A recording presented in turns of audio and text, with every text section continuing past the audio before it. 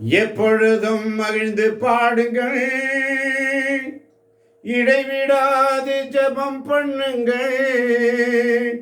என்ன வந்தாலும் எது நடந்தாலும் இறைவனுக்கு நன்றி கூறுங்கள்.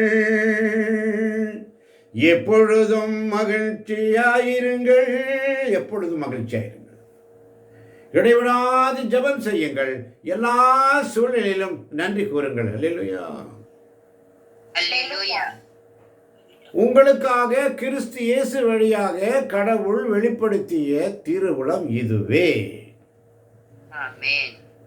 இன்றைய இறையிறக்கத்தின் செய்தி எதை குறித்தும் எரிச்சல் அடையாது, கோபம் அடையாது என்று சொன்னால் எப்படி இருக்க வேண்டும் என்றால், எப்பொழுதும் மகிழ்ச்சியாக இருக்க கற்றுக்கொள். அல்லேலூயா. அல்லேலூயா. அதனால்தான் 1 தெசலோனிக்கர் 5ஆம் அதிகாரம் 16, 17, 18 வாசித்து பாருங்கள். எப்பொழுதும் மகிழ்ச்சியாயிருங்கள். வாசிக்க கேட்போமா? 1 தெசலோனிக்கர் 5ஆம் அதிகாரம் 16, 17, 18 வசனம். ஆமென். ஆமென். எப்பொழுதும் மகிழ்ச்சியாக இருங்கள், இடைவிடாது இறைவனிடம் வேண்டுங்கள், எல்லா சூழ்நிலையிலும் நன்றி கூறுங்கள். உங்களுக்காக கிறிஸ்து இயேசு வழியாய் கடவுள் வெளிப்படுத்திய திருவுளம் இதுவே. ஆமென். ஆமென். எப்பொழுதும் மகிழ்ந்து பாடுங்கள். கஷ்டத்திலும் நஷ்டத்திலும் துன்பத்திலும் துயரத்திலும் வேதனையிலும் நெருக்கடியிலும் பயப்படாத. உங்களுக்குள்ள ஒரு மனவெளி ஜபம் வந்துட்டே இருக்கணும். அதிகாலையில் நீங்கள் எழுந்திருக்கும் பொழுது பார்த்தீங்கன்னா சில நேரத்தில் சில ஆவிக்குரிய பாடல்களை ஆண்டவன் வாயில உச்சரிக்க வைப்பார். அது எனக்கு சில அனுபவம் இருக்குது. சில அனுபவம் எனக்கு எப்பொழுதுமே காலையில் எந்திரிக்கும் போது ஒரு சில பாடல்களை தருவார். அந்த பாடல் அப்படியே ரைம்ஸ் போயிட்டே இருக்கும். அது மாதிரி தான் இன்றைக்கி ஒரு பாடல் ஆண்டவர் கொடுக்குறாரு. எதை குறித்தும் எரிச்சல் படாது, எதை குறித்து நீ கோவப்படாது. சொல்லிட்டீங்களாப்பா, நான் எப்படி இருக்கிறேன் அவரு? உடைந்த பாத்திரம் நான், எதற்கும் உதவாத பாத்திரம். ஒரு குறைந்த பாத்திரம் நான், எவரும் விரும்பாத பாத்திரம். உடைந்த பாத்திரம் நான், எதற்கும் உதவாதவன். உடையாதவன், யாருக்கும் உதவாதவன். ஒரு குறைந்த பாத்திரமாயிருக்கிறேன், யாரும் விரும்பாத பாத்திரமாயிருக்கிறேன். இந்த உலக இன்பம் எல்லாம் மாயையே, உங்க விருப்பப்படி என்னை மாற்றுமே. இந்த உலக இன்பம் எல்லாம் மாயையே, உங்க விருப்பப்படி என்னை மாற்றுமே. என் பலவீன நேரங்களில் பலத்தாலே பாதுகாக்கிறேன். என் பலவீன நேரங்களில் பலத்தாலே பாதுகாக்கிறேன். உடைந்த பாத்திரம் நான், உடைந்த பாத்திரம் நான், எதற்கும் உதவாதவன். ஒரு குலைந்த பாத்திரம் நான், எவரும் விரும்பாதவன். குயவன் கையில் பிசையும் களிமண் போல, என் சித்தமல்ல உன் சித்தம் போலாக்கும். உடைந்த பாத்திரம் நான், உடைந்த பாத்திரம் நான். மார்க்கு நற்செய்தி 3ஆம் அதிகாரம் 13, 14, 15ஆம் வசனம் மிக அழகாக சொல்லும். ஒருவர் வாசிக்க, ஒருவர் அதை ரிப்பீட் பண்ணுங்க வேகமாய். மார்க் 3, 13, 14, 15. ஆமென். அதன் பின்பு இயேசு மலைமேல்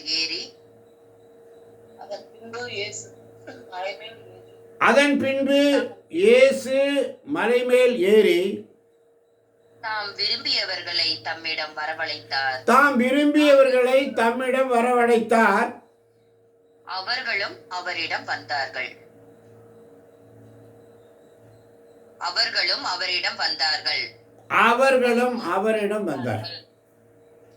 தம்மோடு இருக்கவும் நற்செய்தியை பறைசாற்ற அனுப்பப்படவும் பேய்களை ஓட்ட அதிகாரம் கொண்டிருக்கவும் பேய்களை ஓட்ட அதிகாரம் கொண்டிருக்கவும் அவர் 12 நியமித்தார். அவர் 12 நியமித்தார். அவர்களுக்கு அவர்களுக்கு திருத்தூதர் என்று பெயரிட்டார். திருத்தூதர் என்று பெயரிட்டார். ஆமென். தாம் விரும்பியவர்களை தம்மிடம் வரவழைத்தார். தாம் விரும்பியவர்களை அவர்களும் அவரிடம் வந்தார்கள். எதற்காக? தம்மோடு இருக்கவும், நற்செய்தியை பறைசாற்ற அனுப்பப்படவும், பேய்கள் ஓட்ட அதிகாரம் கொண்டிருக்கவும் 12 நியமித்தார். திருத்தூதர் என்னும் பெயரிட்டார். அப்ப இயேசுவுடைய உண்மையான உறவினர்கள் யார்? ஒரு கேள்வி. மார்க் 3:34 மிக அழகாக சொல்லுகிறது. மார்க் 3:34. ஆமென். தம்மை சூழ்ந்து அமர்ந்திருந்தவர்களை சுற்றிலும் பார்த்து தம்மை சூழ்ந்து அமர்ந்திருந்தவர்களை சுற்றிலும் பார்த்து, இதோ என் தாயும் என் சகோதரர்களும் இவர்களே. இதோ என் தாயும் என் சகோதரர்களும் இவர்களே. ஆமென், ஆமென். ஆமென். ஆமென், ஆமென். தம்மை சூழ்ந்திருந்தவர்களை, தம்மை சூழ்ந்து அமர்ந்தவர்களை சுற்றிலும் பார்த்து, இதோ என் தாயும் என் சகோதரர்களும் இவர்களே. அப்ப 3:35 சொல்லுகிறது, கடவுளின் திருவிழத்தை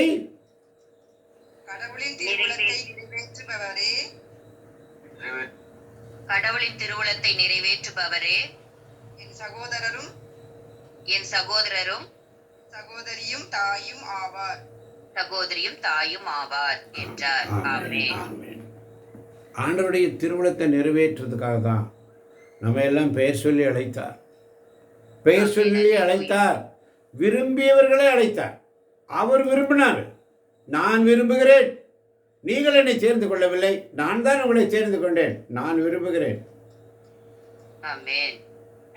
நீங்க யாரும் என்ன சேர்ந்து கொள்ள, நான் தான் உங்களை தேர்ந்தெடுத்தேன். தாம் விரும்பியவர்களை தம்மிடம் வரவழைத்த. இன்னைக்கு இந்த கூகுள் மீட்ல இத்தனை பேர் நீங்க உட்கார்ந்துருக்கிறீங்க சொன்னா, அவர் விரும்பினதால தான் நீங்க உட்கார்ந்துருக்கீங்க. அவர் விரும்பலன்னு நீங்க வந்திருக்க முடியாது, உட்கார்ந்துருக்க முடியாது. அப்ப உண்மையான உறவினர் யார்? கடவுளின் திருவுளத்தை நிறைவேற்றுபவரே என்னுடைய உறவினர்கள். ஆமென். அப்ப கூட்டத்தில் அமர்ந்திருந்தார்கள் அநேகர்.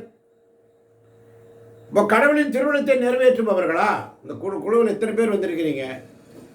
கடவுளின் திருவுளத்தை எத்தனை பேர் நிறைவேற்றுறோம்? எத்தனை பேர் எடுத்து வாசிக்கிறோம்? அதனால தான் சங்கீதத்தில் வாசித்தோம், நான் ஒரு விண்ணப்பம் செய்தேன், ஆண்டவரோட ஒரு விண்ணப்பம் செய்தேன். சங்கீதம் 27:4. என்ன விண்ணப்பம்? ஆமென். நான் ஆண்டவரிடம் ஒரு விண்ணப்பம் செய்தேன், அதையே நான் நாடி தேடுவேன். ஆண்டவரின் இல்லத்தில் என் வாழ்நாள் எல்லாம் நான் குடியிருக்க வேண்டும். ஆண்டவரின் அழகை நான் காண வேண்டும். அவரது கோவிலில் அவரது திருவுளத்தை கண்டறிய வேண்டும். ஆமென். இப்போ இந்த குழுவில் இவ்வளவு பேர் இருக்கிறீங்க. இப்போ கூட்டத்தில் அமர்ந்திருக்க அநேகர் இப்போ கடவுளின் திருவுளத்தை நிறைவேற்றுபவர்களாக இருக்கிறோமா இல்லையா? எடுத்து வாசிக்கிறோமா? ஆண்டவர் சமூகத்தில் உண்மையாக இருக்கிறோமா? நேர்மையாக இருக்கிறோமா? பைபிளை புறப்பட்டுறோமா? திருப்புறோமா? எடுத்து அந்த பக்கத்தை எடுக்கிறோமா? இல்லை. நான் பல தடவை சொல்லியிருக்கிறேன், கண்ணு நல்லா இருக்கும்போதே வேதத்தை வாசிச்சுக்கோ. கை கால் நல்லா இருக்கும்போதே கைகளை உயர்த்தி ஆண்டவரை சுழிச்சுக்கோ. பல தடவை சொல்லியிருக்கேன். ஆவியானவர் சொல்லும்படி பல தடவை நமக்கு உணர்த்தி இருக்கிறார். இறைவார்த்தையின் வழியாக எப்படி சுதிக்கணும், ஏன் சுதிக்கணும், கைகளை உயர்த்தி கரங்களை உயர்த்தி சப்தமிட்டு உரத்த குரலில் சர்வ வல்லமையுடன் துறக்கணும். ஆண்டவர் சமூகத்தில் உண்மையாக இருக்கணும், வாசிக்கணும். ஆமாம் பார்த்தவர்களே, அதனால தான் பலியும் காணிக்க அவர் விரும்பலை. பலிகளும் பாவம் போக்கும் பலிகளும் அவருக்கு இஷ்டம் இல்லை. அவருக்கு இஷ்டம் என்ன? அவருடைய திருவிழத்தை நிறைவேற்ற வேண்டும். அதனால தான் எபிரேயர் 10:22 சொல்லுகிறது, கடவுளின் இல்லத்து மீது அதிகாரம் பெற்ற ஒரு பெரிய குரு ஒருவர் நமக்கு உண்டு. வாசிக்கலாம். எபிரேயர் 10:22.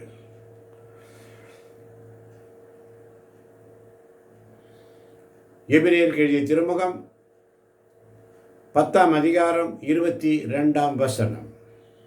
ஆமென். ஆமென். ஆதலால் தீய மனச்சான்றலிலிருந்து தீய மனசார்ந்தலிலிருந்து விடுவிக்கப்பட்ட விடுவிக்கப்பட்ட உள்ளமும் உள்ளமும் தூய நீரில் கழுவப்பட்ட உடலும் தூய நீரில் கழுவப்பட்ட உடலும் உடையவர்களாய் உடையவர்களாய் நேரிய உள்ளத்தோடும் நேரிய உள்ளத்தோடும் மிக உறுதியான நம்பிக்கையோடும் மிக உறுதியான நம்பிக்கையோடும் அவரை அணுகி செல்வோமாக. அவரை அணுகி செல்வோமாக. ஆமென். தீய மனசான்றிலிருந்து விடுவிக்கப்பட்ட உள்ளம், தீய மனசான்றிலிருந்து விடுவிக்கப்பட்ட உள்ளம், தூய நீரில் கழுவப்பட்ட உடல், நேரிய உள்ளம், மிகுந்த உறுதியான நம்பிக்கையோடு அவரை அணுகி வரணும். ஆமென், ஆமென்.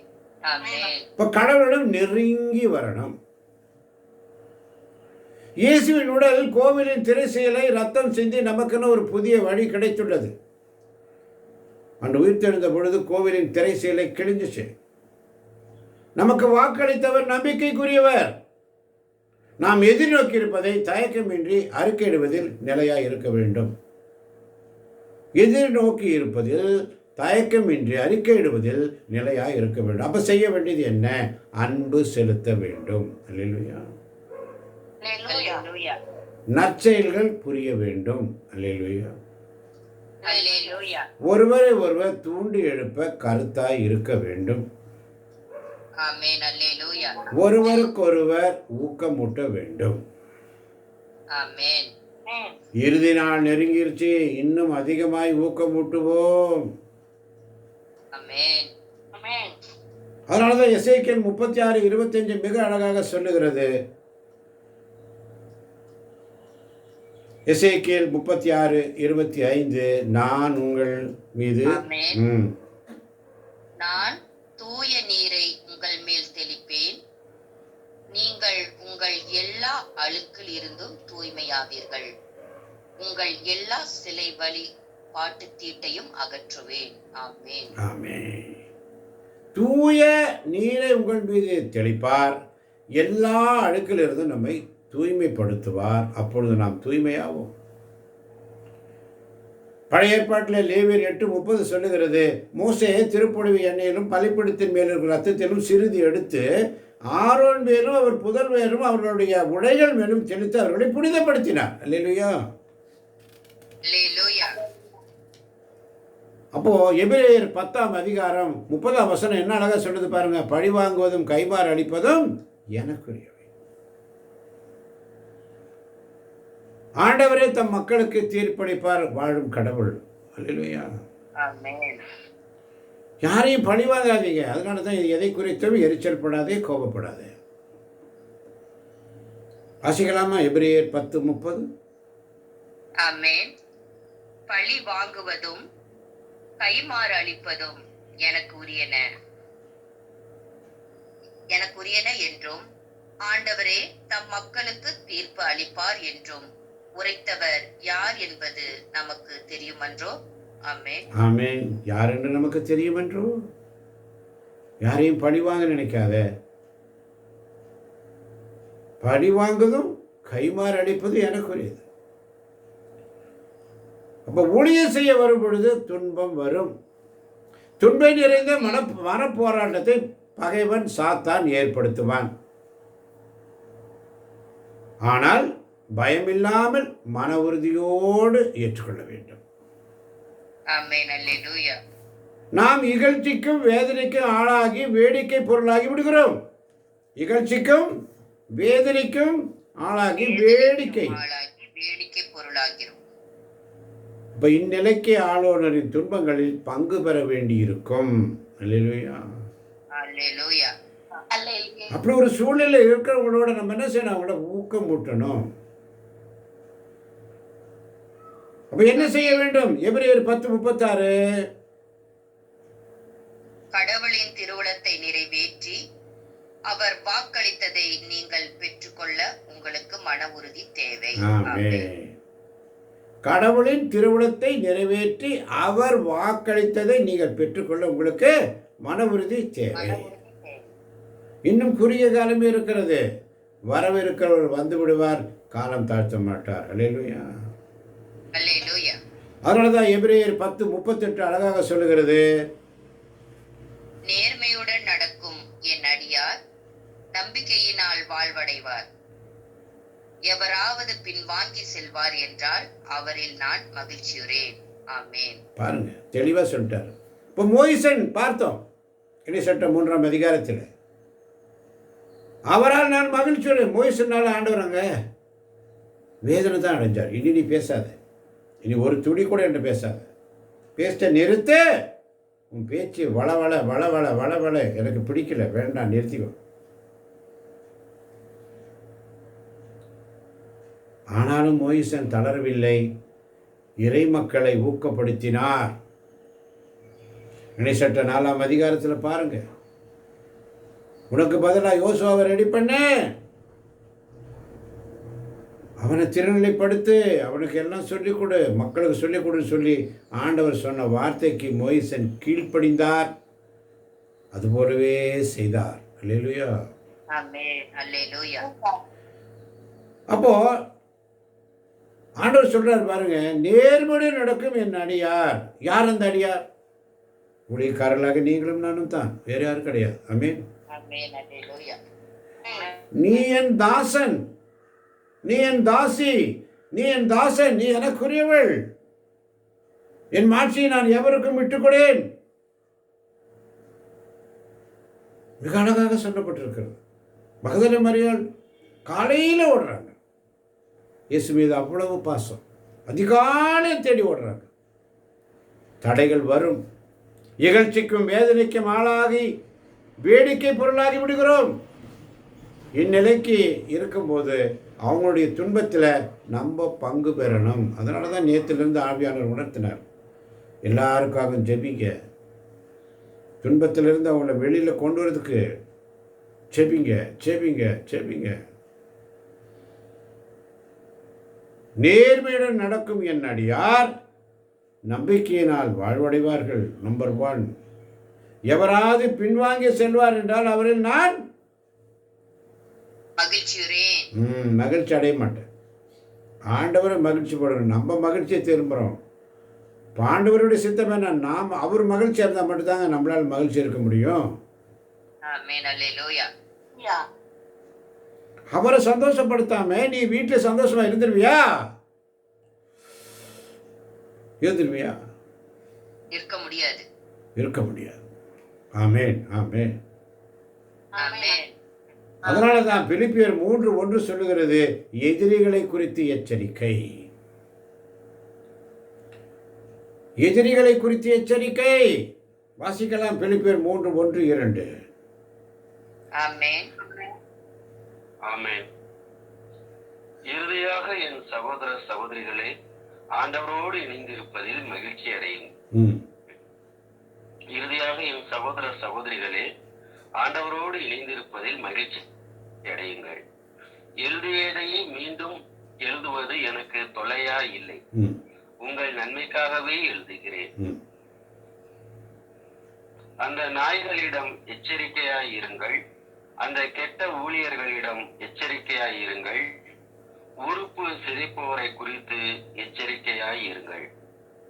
அந்த நாய்களிடம் எச்சரிக்கையாய் இருங்கள், அந்த கெட்ட ஊழியர்களிடம் எச்சரிக்கையாய் இருங்கள், உறுப்பு சிதைப்போரை குறித்து எச்சரிக்கையாய் இருங்கள்.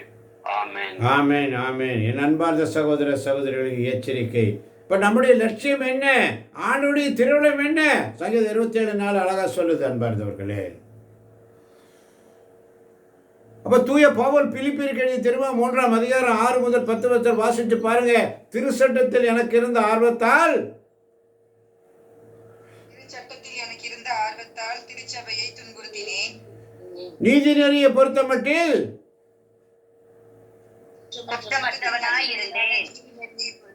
திருச்சட்டத்தை கடைபிடிப்பதில் பரிசேயன், ஆனால் எனக்கு ஆதாயமான இவை அனைத்தும் கிறிஸ்துவின் பொருட்டு குப்பையாக கருதுகிறேன். இழப்பு என கருதினேன். இழப்பு, குப்பை, வேஸ்ட்டு. மொய்சன்ட்டு சொன்னார் ஆண்டவர், நீ எதுவும் பேசாத, போது நிறுத்து. அதுதான் பிலிப்பியர் 3:8 சொல்லுகிறது. வசிக்கலாம் பிலிப்பியர் 3:8. ஆமென். உண்மையில் என்னை பொறுத்தமட்டில் என் ஆண்டவராம் கிறிஸ்து இயேசுவை பற்றிய அறிவே நான் பெறும் ஒப்பற்ற செல்வம். இதன் பொருட்டு மற்ற எல்லாவற்றையும் இழப்பாக கருதுகிறேன். அவர் பொருட்டு நான் அனைத்தையும் இழந்துவிட்டேன். கிறிஸ்துவை ஆதாயமாக்கிக் கொள்ள எல்லாவற்றையும் குப்பையாக கருதுகிறேன். ஆமென். கிறிஸ்துவை ஆதாயமாக்கிக் கொள்ள எல்லாவற்றையும் குப்பை. ஆண்டவர் எனக்கு கொடுத்த ஊழியத்தை நான் செஞ்சுதான் ஆகணும், நான் செய்வேன். அந்த வலிமை ஆண்டவர் கொடுக்கிறார். அல்லேலூயா. அல்லேலூயா. அல்லேலூயா. அது என்னுடைய பர்த் ரைட். அதை யாரும் என்று பிடுங்க முடியாது. உன் தலை முடியெல்லாம் எண்ணப்பட்டிருக்கு. ஆமென். ஆமென். ஆமென். அந்த அதிகாரத்தை பிடுங்க முடியாது. அதனால தான் இயேசு அழகா சொல்றார். மார்க் 13:3 13, 14, 15 வசனம் வாசித்தோம். மலைமேல் ஏறி தாம் விரும்பியவர்களை தம்மிடம் வரவழைத்தார். அவர்களும் அவரிடம் வந்தார்கள். இங்க எதற்காக? ஆண்டவருக்கு ஊழியம் செய்வதற்காக. நம்மோடு இருக்கவும், நற்செய்தியை பறைசாற்ற அனுப்பப்படவும், பேய்களை ஓட்ட அதிகாரம் கொண்டிருக்கவும். அப்ப இந்த வேலையை செய்யறது யார் செய்வா? எனது பணிக்காக நான் யாரை அனுப்புவேன்? எல்லாரும் பேக் அடிச்சுட்டா, எல்லாரும் நான் ஊழியம் செய்ய மாட்டேன், நான் என்னால் போகாத, அங்கே போகாத, இங்கே போகாத, எல்லாரும் டிஸ்ட்ரக்ட் பண்ணிட்டா. எதிரிகளை குறித்து எச்சரிக்கை. ஆமென். ஆண்டவரோடு இணைந்திருப்பதில் மகிழ்ச்சி அடையுங்கள். வசனம் தெளிவா சொல்லுது. உண்மையில் என்னை பொறுத்த மட்டும் என் ஆண்டவராம் கிறிஸ்து இயேசுவை பற்றிய அறிவே நான் பெறும் ஒப்பற்ற செல்வம். இதன் பொருட்டு மற்ற எல்லாவற்றையும் இழப்பாக கருதுகிறேன். அவர் பொருட்டு நான் அனைத்தையும் இழந்து விட்டேன். கிறிஸ்துவை ஆதாயமாக்கிக் கொள்ள எல்லாவற்றையும் குப்பையாக கருதுகிறேன். அப்போ 3:9 என்ன சொல்லுகிறது? கிறிஸ்துவோடு இணைந்திருப்பதற்காகத்தான் நான் இவ்வாறு கருதுகிறேன். அப்ப திருச்சட்டத்தின் அடிப்படையில் நான் கடவுளுக்கு ஏற்புடையவனாக இயலாது. கிறிஸ்துவின் மீது கொண்டுள்ள நம்பிக்கையால் தான் அவருக்கு நான் ஏற்புடையவன் ஆக முடியும். இந்த ஏற்புடைமை கடவுளிடம் இருந்து வருவது, நம் நம்பிக்கையை அடிப்படையாக கொண்டது. ஆமென். இந்த ஏற்புடைமை எங்கிருந்து வருது? கடவுளிடம். நீங்கள் என்னை தெரிந்து கொள்ள இருந்து வருகிறது. அவர் கொடுக்கணுங்க. அவர் கொடுத்தனால தான் உங்களை என்னை ஆண்டவர் உட்கார வச்சிருக்காரு. ஆமென். அல்லேலூயா. உங்களுக்கு கொடுத்த பொறுப்பு, உங்களுக்கு கொடுத்த அதிகாரத்தை யாரும் பிடுங்க முடியாது. உங்களுக்கு கொடுத்த அதிகாரம், உங்களுக்கு கொடுக்கப்பட்டிருக்க அதிகாரம், இறை வார்த்தை செய்து ஆண்டவர் சொல்லப்பட்டிருக்குது. உன்னை தொடுகிறவன் என் கண்மணியை தொடுகிறான். ஆமென். ஆமென். ஆண்டவர் ஊழியம் செய்கிற பிள்ளைகளை நோண்டாதே, கிறிஸ்தவனை டிஸ்டர்ப் பண்ணாதே. பாட்டு ஒரு அளவான பாட்டு. குனிய குனிய நிமிருவான்.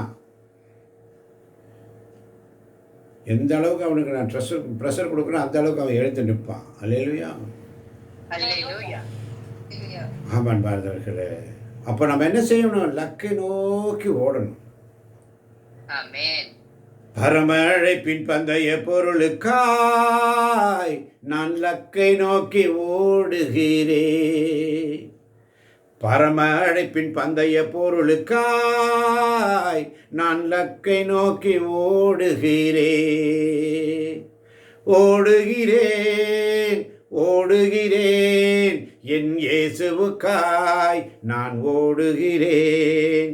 ஓடுகிறேன் ஓடுகிறேன் என் இயேசுவுக்காய் நான் ஓடுகிறேன். அல்லேலூயா அல்லேலூயா அல்லேலூயா அல்லேலூயா அல்லேலூயா அல்லேலூயா அல்லேலூயா அல்லேலூயா. லாபமான அனைத்தையுமே நான் நஷ்டமென கருதுகிறேன். எனக்காக ஐயா செய்த யாவும் ராஜ்யத்தில் நான் பிரவேசிக்கணும். எனக்காக நியமித்த வாழ்க்கையிலே என் போராட்டங்கள் என்ன வந்தாலும் எது நடந்தாலும் ஆண்டவரின் ஊழியத்தை செய்ய மாட்டேன் என்று சொல்லும் ஒவ்வொரு நாளும் ஆண்டவரிடத்தில் வருகிற அந்த எதிரிகளை குறித்து எச்சரிக்கையாயிருங்கள். எல்லாம் குப்பை. பவுல் அழகா சொல்றார். அதனால தான் பிலிப்பியர் 3:12 கடைசியாக ஒரு வசனம். பிலிப்பியர் 3:12.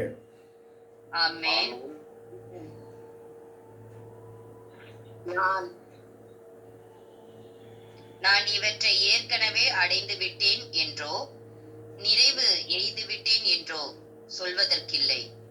கிறிஸ்து இயேசு என்னை ஆட்கொண்டதற்கான நோக்கம் நிறைவேற்றுவதற்காகவே தொடர்ந்து ஓடுகிறேன். ஆமென்.